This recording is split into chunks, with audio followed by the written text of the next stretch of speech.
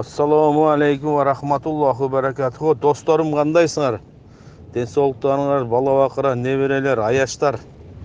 Жақсы жүрөбү, тынчсыңарбы? Бүгүн бизде мечитте пешин намазда биздин имам чыгып, ушу мына коронавирус жөнүндө сүйлөп берип турган, кантип сактаныш керек деген суроодо Пайгамбар саллаллаху алейхи вассаламдын сүннөт амалы бар экен.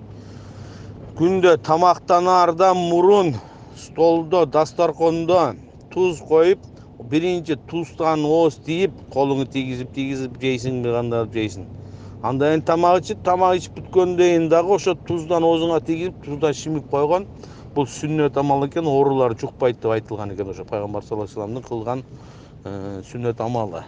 Ушуну бүгүндөн баштап үйүңөргө, дастарконго дайыма туз коюп койсоңор, бала бакыраңарды да ошо туздан жедирип кичине.